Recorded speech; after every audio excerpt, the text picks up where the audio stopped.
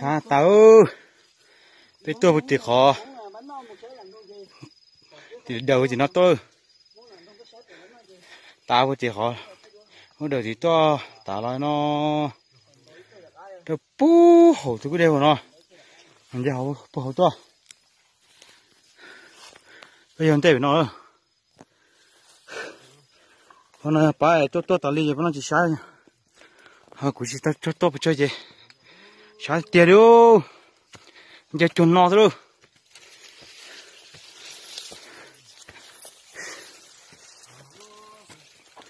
sai tiền đâu giờ chua đi giờ em muốn sống đủ ra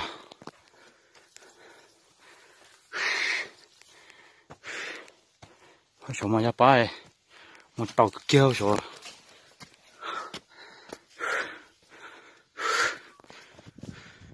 nó tốt cho cái chán nhưng chả tử nè nhưng tử bự luôn nó cho đi bỏ nó trong nó dùng con kêu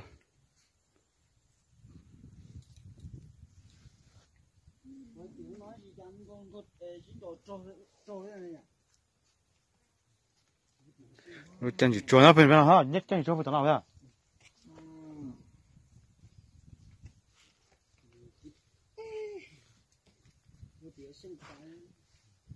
từ trong trái rồi từ lúc trẻ là nó trẻ tôi chơi nhưng sẽ tự giác bự bé tôi lấy tôi này tôi nông nó còn nó bé mùi gió cũng mua theo cái gì mà chỉ lấy tua cái ôn thôi là tất kỳ nó nữa tất kỳ nó mùi gió này toàn nông á lấy thôi nè nó lấy trâu tụi nó mà lấy ở tụi nào thì tụi nông á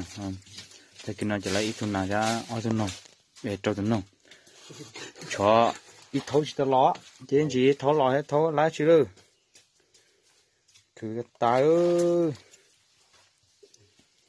chỉ nhớ khỏi nhẹ trong to sáng cái kia to nào mà sẽ đi tiêu là nó chỉ nữa thì cái nó giờ tụi nó mọc khóa thì cái nó giờ tụi nó to phò chỉ lấy đi nó giờ phò ngàn thì cái nó nữa rồi tụi nó thấy tụi nào nữa chứ lấy cho cả bé nó có về chứ dạ nhá có con con ní nó lấy ý nó có cả nó nè thì nó vàng ha nó mong cho gì cá lấy áp cho cả nó giờ nó lót chó vậy cả nó chó ít thâu chỉ tao lo nè thâu lại chứ là thâu lấy qua sao mà khoáng mà bé bự cá dễ nó nè mong nó chớ bò là chị bự chứ nó tao ơi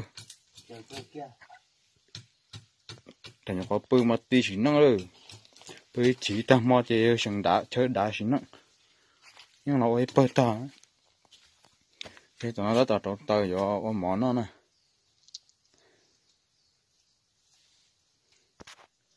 thì nó lấy cho nông nó nè lấy cho nông cha lấy cho nó tuần bền cái nè nó lấy cho nông nó giờ tụi nó một to lấy loại xa tù nè xa tù nông nè nên rồi nó tôi lấy trâu tù giờ nó tôi lấy tù cho là chúng nó trồng đá nè nó tôi lấy tù lo cái con tôi sát tôi nhỏ quá luôn vậy con ít tu nó là chỉ là tôi chỉ cho đó tôi tí lúc xóa đấy nông kia của nên nó chờ phở ná này ít bơi nông tao nó nè nó nè ít bơi nông nó nè hiện để nó là chờ nông gì đó nông chắc thì nó có đó nông chắc nó biết chỗ mỏ con gai nè ngay nó chỉ chờ nó là không phá bây giờ chúng không phá nó to thế nó tầm bằng nó để sự ta tạo cháy nó nè cháy nó để nó chạp mình tay rồi để sự được cháy nó